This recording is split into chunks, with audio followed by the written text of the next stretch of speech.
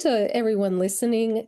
This podcast episode is with Lenna Rhodes, and here on Resourceful Women in Mining, we are going to take a completely different look at women in mining, and it won't be from someone who has been in the industry, working in the industry, but rather a bit more like me, someone who's been looking at the industry for a long time, cares about it, thinks it matters, thinks it's full of great careers and wonderful opportunities for women, and full of a whole bunch of people trying to do really great work. So welcome, Lenna. And we can start by saying, how did you get into caring so much about mining?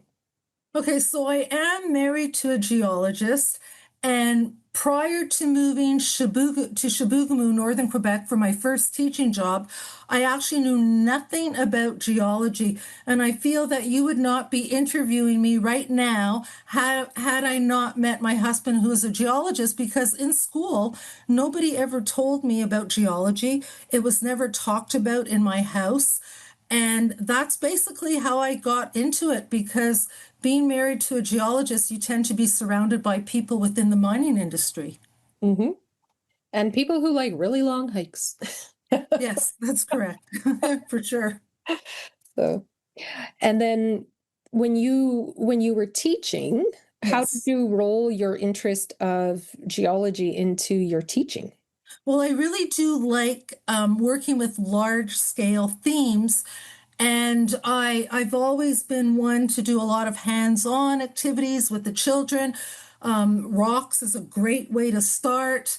But more than anything, how did I really get into this theme? When I was working for the Rainbow District School Board as a full-time teacher in Sudbury, the communications officer had asked me if I wanted to join what was called back then the Sudbury Mining Week Committee. And I wholeheartedly accepted, just to join this. And when I got home that night, I was telling my husband, Peter, and he said, "You won't believe it. I'm on that committee as well." So one thing led to another. I got so into it. People within the mining industry, a lot of mining companies were donating money to me. CIM was giving me money to create kits to share with other teachers. I put my heart and soul into the theme, and it just took off, really. There was one meeting that we had, and I said, I have a lot of books in my classroom with rocks and minerals, but I'm finding that the children are not gravitating towards these books. They're more like resource books. But I would like to write a book for children. And they said, well, sure, go ahead. So they gave me a budget, and I had X amount of pages. I decided to do something called Inside a Geologist Bag for kindergarten children, an early literacy book. And the illustrator at the time was working with a company, that was called Inco at that time. He took my husband's geology bag and he literally illustrated things that were inside the bag. It was very simple, repetitive language that you would use for kindergarten students with the theme of geology. And the last page, I penned all sorts of ideas that parents and teachers could do with this book. So that took off within the community. I received media recognition. The following year, the committee said to me, would you like to write a book, a second children's book with a mining theme, but this time for older children? So that's where I penned Penelope the Miner. And that of course is for ages 6, 7, 8, and 9 is what I wrote it for. That was the audience. But since then, it has proven that children who are younger than that, they get read to by their parents with my book. Some children even younger than that are more autonomous with their reading skills. They are reading it on their own. So it really varies. And even I have found high school students have enjoyed it. So that was my starting point 20 years ago with Penelope the Miner.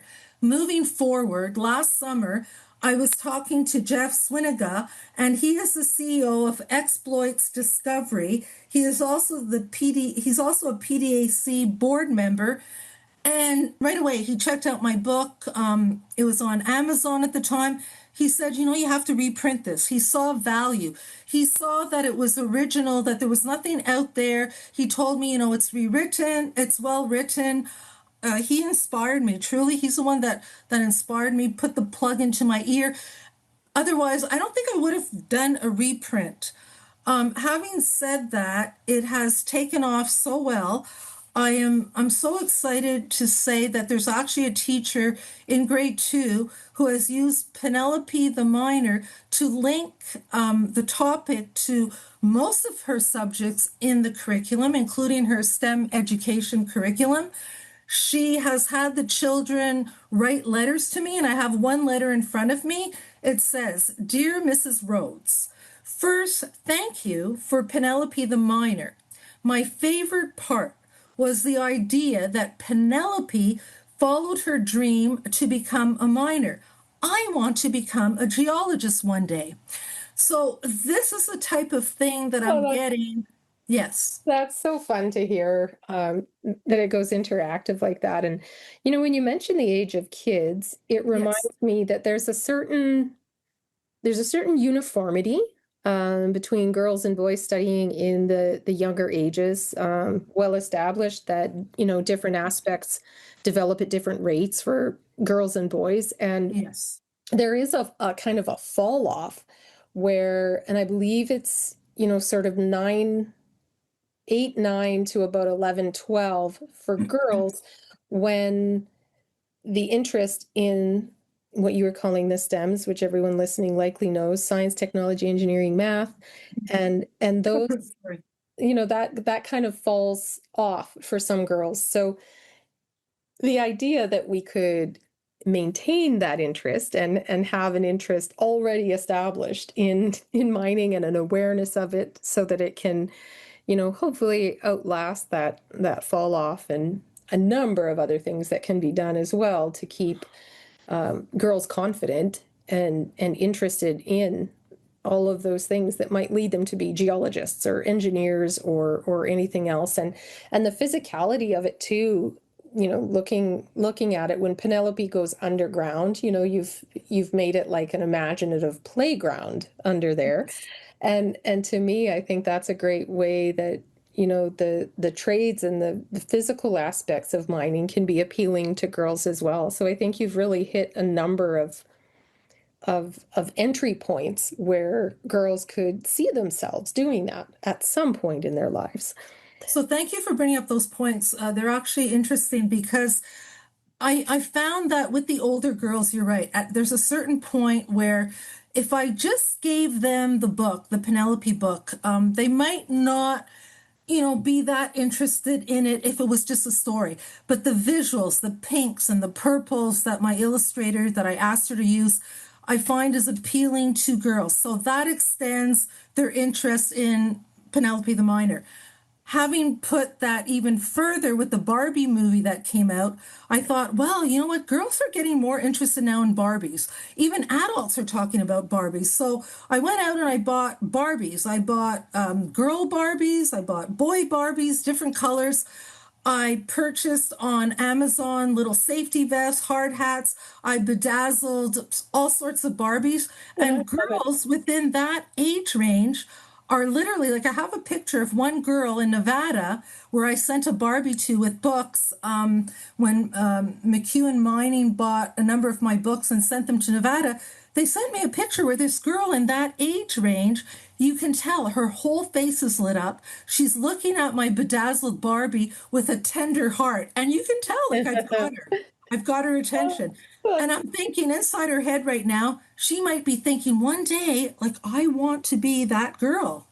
I want to be that miner, that female miner.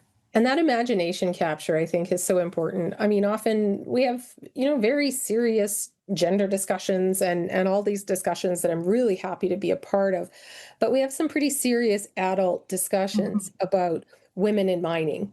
We talk about a male populated industry. We talk about the physical setup of sites where it just doesn't occur to people putting sites together that it might be good to have a women's washroom. We Yes. have these important discussions about, you know, Mhm. different seasons in a woman's life where she's more able to travel or less able to travel, or what a company might be able to do with, their attraction to get that diversity of thought. And honestly, I don't think that it's about, for me, it's just a numbers and a data game, right? So Mm, the numbers of people, we're not getting, all the talent that's out there if we don't have a representative number of women. that's right. It's just it's not possible to get everything from only half of the population.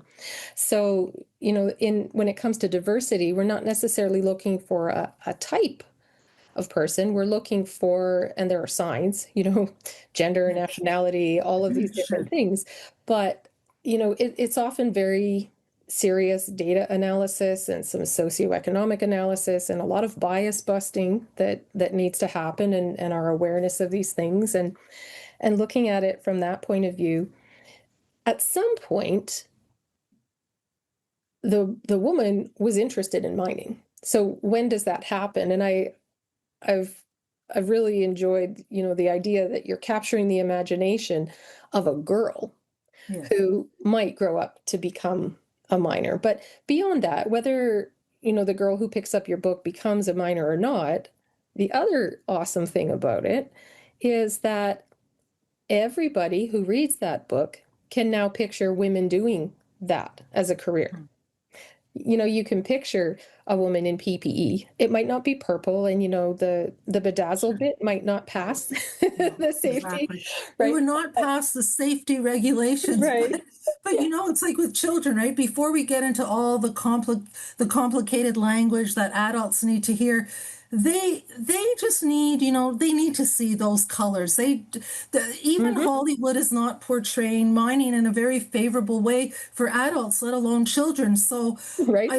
I look at these movies that are out there, even some books, children's books that I saw at the PDAC conference, where these are characters that I'm looking at designed for children that look severe, that look frightening. The overalls look very dirty. And I know that happens when you work. Your overalls will not stay nice and clean, and they shouldn't. But why do we have to give such ugly, intimidating, images to children? We shouldn't be doing that. So we have to start with the dazzle. We have to start with all of that. We have to get their attention, because even as a child, when you're looking at a cartoon, your mind is thinking about things. And I'm not saying that every girl that reads my book, no, they won't all become geologists. But in the classroom, when I'm teaching, I can't reach all those 42 children sometimes in one classroom that I've had all at once, and they won't all succeed. But all you can do is try your best with a given story, and you can only hope that if you even reach a few, then I feel I have succeeded with the story. If I have even a few that become, geologists or miners or Oh whatever, yeah. you But I mean, know, even for the ones who don't, they still know that right. it's possible, and they're Yes, making a more informed choice. The I boys agree. are seeing that girls wear PPE, and girls go underground, and girls drive those gigantic trucks that are as big as a sideways apartment, and they can do all of these things. And I think that's something really fantastic about using the story, and reaching kids when they're that age. So, I applaud the imagination that you've put into it, Oh, and the thank you so much. care, and Thank the actual I detail. appreciate that. I appreciate that. Talking about girls in the mining industry, I will talk a little bit about hockey. My son was in competitive hockey in Sudbury, but prior to that, he played house league. And Rebecca Johnston, who is a very well-known female hockey player, played with Sean, with my son, when he was younger. And back then, she was with the boys. There was only one other girl, Rebecca, and this Sam, I think was her name. And they were supposed to all be in the same dressing room, which did not make sense. So they opened up basically a closet for them to change in that room. But if you look at hockey, even like somebody like Rebecca Johnson, she's now a role model to girls, showing them, you can do this with a hockey stick, and you can play the sport that you love. Hmm. And it's those small things, and it's people who really care deeply about it. And I find a lot of the women in mining who I talk to care deeply about it. I care about it as well. I mean, it's been my family's mainstay. It's what took us around the world, and it's been You fantastic have to that us. passion, I can tell. Yeah, and I Passion. I think it's wonderful. And when I'm having conversations about what mining means to communities, that's when I can get really serious because I've That's seen, great. mining makes it look it's completely different. It's community changing. It's life changing for the people who work at the mines and the generations that come after them. And that's something that's, deeply important to me, especially having seen it for myself in numerous different places. And when we get people, the women I've talked to in industry care about it very deeply, and they end up being ambassadors for it, whether they are setting out to do that or not. I think they're just fantastic examples of how to work really well. And it's wonderful to think that maybe we're getting some traction. And I love your approach of getting there earlier. Now, when you got there, it was 20 years ago. Right. Think that it's amazing that what you wrote 20 years ago is relevant once more. It's It actually hard always to believe. has been. It feels sometimes like I'm dreaming because 20 years later, I'm going, wow, people are so interested now in this book. People are sending me emails. They want to interview me. I have teachers that are sending me videos. It is pretty incredible. And it's making me very happy. And it's driving me to do even more. I've always had a high level of energy back then. And even now, I have a lot of energy. And I'm preparing for the Sudbury Gem and Mineral Show that's coming up in July. And I'm doing all sorts of things that people are saying to me, oh, I didn't know that you did things like that. Like, I didn't know you had that talent. And I'm thinking, well, I never really told people because I was in the classroom doing my job. And then with the committee work, I was doing that in Sudbury, and it Yeah. was sort of contained to Sudbury. And people didn't know that side to me. They just really, they saw me as being the teacher. But you're a teacher behind closed doors. And in the school Yeah. system, even if your door is open, other people outside of school don't know what you're doing. So I think, the cat out of the hat, now that people know that, I'm so into this, I feel really happy that I feel appreciated. I'm grateful. Yeah, it's wonderful to have what you do resonate with people and see that and Thank feel you. that. And Thank you. looking at even at the stories, what we share is that I started out as a science teacher as well. And I would have students that were older than I expected, and I would have them be very interested in hearing a story. And I think it must be so rewarding for you to have, to be able to see what your story is doing, how it's capturing the imagination, and hearing back and saying, here's what we were doing in our classroom way far from where you are. And the connectivity that we have and the ease that we can connect with each other. I mean, I'm up in Yellowknife in the Northwest Territories, and you're in I know. Ontario. I And know. I've been able to talk with Yes. women from South America and It's the incredible. Midwest in the US, and finding ways to build community. So I'm really happy for you that you're getting that feeling of community that's building around Penelope the miner. And it's fantastic to hear that Penelope's having another moment. In all A the wider mining moment. communities that I've lived in, because of, again, my husband being in geology, I loved my life in mining communities. I really did. Shabugamu, I still have friends that I talk to until this very day who will say, when are you coming back? Val d'Or, Quebec, the same thing, another mining company, Sudbury. When I was young, my parents lived in Shefferville. I don't remember much of Shefferville. I was a child. I remember snowbanks, certain things, but I would have been Yeah. maybe 5 years old. But I still think, wow, you know what? I was a kid and I lived in Shefferville, and that was the beginning of my life in a northern community. This sense of family is so strong. Like even if you don't have blood relatives in a mining community, in a mining town, they are your family. I can't say anything but positive things about having lived in those communities. That's been our experience in Canada. And it might have been the season of life. We came as a family of three to Yellowknife for the first time. And then our family grew here and we had babies and toddlers here and hockey rinks and all kinds of things. And I've always said that one of the wonderful things about the community, and I mean Yellowknife is largely mining and government, and we've got, Yes, a lot of supportive retail, but it was the kind of place where you know, friends would do what family would do.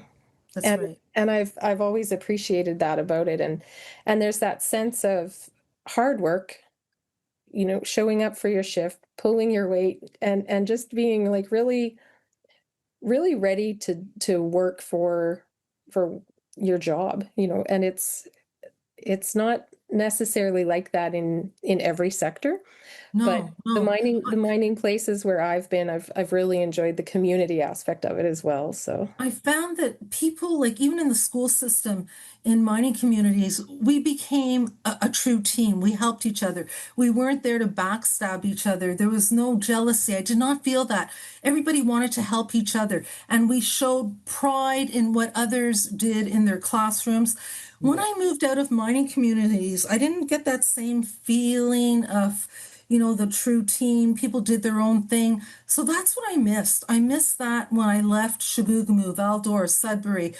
I haven't really felt that since. But now that I'm connected to people, that I'm talking to again who are using, my book in the classroom, it's people basically that are giving me that sense of community again. They're making me feel that even though you're not here with me, you are my family. Like you are really my blood relative. And it's such a great feeling to have those friendships that you It's form. that it's really uniting in that way. It So really is. yeah, that's fantastic. And as we're getting to we're getting close to our time, but I wanted to ask, how did the reprinting it and sharing a little bit about what it's meant to have it take life again, and the reaction of this next generation, because when you wrote it 20 years ago, that was one generation. Now we're Yes. we're a generation anew. So, I think it's wonderful that you're getting to share this with a new generation, and of not just of audience members who might read it, but another generation of teachers as well. And I think that's wonderful. I feel like it's really changed my life. I didn't realize how much I missed education until I was, until I got into the reprint, until I started seeing how people are really reacting in a favorable way and what's going on in the school system. Men that are buying class copies of my book to gift to teachers and students, men that are going into the classroom to read my book. It blows me away. Like I am my happiest. I never thought that this would happen to me at this point in my life, to be honest with you. I feel a sense of gratification. I feel that it was really meant to be. And I go back to the story that I was chatting about with you earlier. When I moved here, there were too many qualified teachers, and I've always had my own classroom for a number of years. And I thought, well, I don't want to stop teaching. So I got supply teaching Hmm. work. I went into a high school of about 1,000, over 1,000 high school students, and I put my name on the board. This one boy in grade 11 who came in with a hat with horns on his head, okay? Mm. And you're not supposed to have hats, but I was not going to make a big deal out of it because I'm the supply teacher. So why am I going to argue? I just pretend I didn't notice the hat. And after I wrote my name on the blackboard, he said, "Miss, did you write a children's book?" And I said, "How do you know?" He goes, "Miss, did you write Penelope the Miner?" I was blown away. I said, how do you know about that? Like it was to Sudbury. It was a project for Sudbury.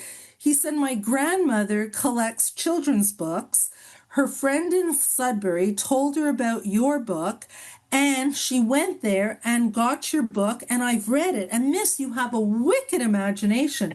Well, then he was telling all these kids, all these students who were tapping me on the shoulder in this big high school, saying, can you please do supply teaching in my classroom? And can you bring Penelope the miner? So you know what? I would go in there with my book. I would ignore all those silly lesson plans that they leave you as a supply teacher for babysitting duties. I read Penelope the Miner, which sparked conversations about my husband's a geologist. Miss, what's a geologist? High school students. So this book was originally written for ages 6, 7, 8, and 9, but high school students have enjoyed it. Even younger, a person bought my book and went into a JKSK class. So I think it depends on the reader. They're all over the map where we can't really say it's just for a 6-year-old. There's also high school students that love it. And I love the part that you told me about, what an adult imagines a kid's favorite piece of that book Oh, would be. yes. And Yes. and compared to, you never really know what's going to hit, what's going to land, what's going to capture their imagination. So that one student who shared her or his favorite part. Well, it was a teacher in Sudbury. She has a grade 2 class, and she's been reading to her students every year my book since it's come out. And I sent her the edited version. She said, "You will be blown away." I asked them, "What is your favorite part?" So they sent me letters, and one little girl noticed that Penelope's father was had patted her on top of her hard hat that was painted with pink and purple hearts. Her connection was, oh, her father really loves her. Now, adults wouldn't really pick up on that. Another one was where the mother's eyeballs pop out of her head because Aunt Molly from South Africa sends Penelope this huge box, and it's a booming sound that comes out because it's her own underground mine, which is a playground. And of course the mother's eyeballs are popping out. Now adults would probably say that's silly, but a child who says, I love that part the best. There are actually a few that said they love that part. So we can't imagine what their favorite parts will be. It's completely different from an adult. It's so neat, like the way kids' minds work. I was telling a story about my daughter, and we were just doing some pretend baking when she was really little. And I was like, "Oh, what are we going to put in next?" And we're stirring imaginary bowls and doing all of these That's different things. cool. And I and she love it. says, 1 cup of vanilla. And I said, "Wow, these are going to taste like vanilla." I said, "When I bake, I only use a little bit of vanilla." And she says to me, "Well, that's how I make it, and the people like it that way." See, that And is that. See, uh, and she knows what she likes, right? she was Children know what they she was like. in it. She was committed, and I remember that about her. She's like, and the people like it that way. So Children speak their mind. yeah. One little boy said he was his least favorite part of the story, right? You would think it would be something like terrible. Mm. It's when it ended. He said the adventures Oh, were over. I was so touched by that. Like he got so involved in the adventure, of the story, and they were drawing pictures using their imagination. So now they not only listened to the story, they saw the illustrations that were done by the artist, but they put their spin on how they saw Aunt what's Molly Penelope's next looking. adventure? Yeah. Exactly, right? And And it's Aunt Molly's a good. seamstress who designs these fashionable overalls for Penelope that she sends her for her birthday. I didn't want them, like I said, to look so drab. I wanted the pink and the purple and the polka dots and all of that. And kids gravitate towards that. They really do. Yeah. And I mean, not for nothing, but it did take women to design PPE for women as well. Like the, Yes. the cover gals are always at PDAC and at CIM, and I think it's so great because for women to have a place in mining, you need to have that kind of access. And um, I was mentioning that we were on a webinar with equilibrium mining on how to attract women and how to retain women and these different things. And some of the women were, firmly of the opinion that, the way the mine site is set up is just something that you just get used to. And, maybe if the women's washroom is a half hour away, maybe you don't drink water and those kinds of things. But to have those little things brought up, those little symbols of, do you belong here? And, there's another great content creator, and she has designed t-shirts that say, we belong. I love it. You need to be able to envision yourself there, whether you're a little kid reading a book or whether you're, crawling around in your pretend underground playground mine, like you wrote into your story. It's so important to be able to at least imagine that it's a possibility. And it's really powerful stuff. I mean, writing a kid's book does sound very fun, and I love that you're loving it, and it's getting a second life. But I do think that it's really important when we look back at when girls are interested in STEM and when they kind of lose their interest in it, or when they're diverted from it because, quote unquote, girls don't do that, or quote unquote, it's not cool to be smart, or whatever these different things are that move girls away from science, technology, engineering, mathematical kinds of thinking. We need to be able to see that. And I was just talking today about Hidden Figures, the movie. Yes. With all the women who were involved in the NASA launch. And, I follow streams where it's like, oh, that was actually a woman's discovery. And we need it to be more visible, and we need it to be more present in a girl's imagination. And we need it to be more normalized in how boys who grow up to be men envision mining, and how girls who grow up to be women, and anyone who ends up in mining, how you are as a kid, how you are as a grown professional, what you expect to see. And I really think that it's a unique contribution, and I'm so glad that you were able to talk with it. If I can do a plug, if somebody wants a copy of their book, they can email you at Lenna, Lenna .mc Rhodes, Rhodes, at gmail.com. Did I get it right? That's correct. Yes. Okay. Yes.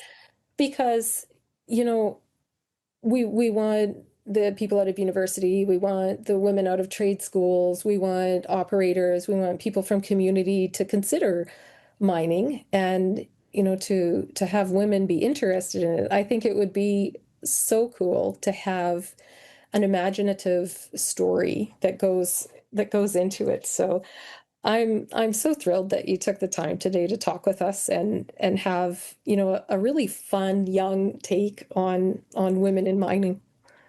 So, Thank and you so much. if there's anything, if you can be in touch and we can include those things. We're already connected on LinkedIn, of course, but being able to promote mining in a positive light, I think, is really important, especially in a country like Canada, where we have these vast resources that are still getting explored. And field seasons, like when your when your husband waves goodbye and then goes for field season, and the women who are going into their field seasons now and being able to do all of these things, I think it's absolutely fantastic what you've done.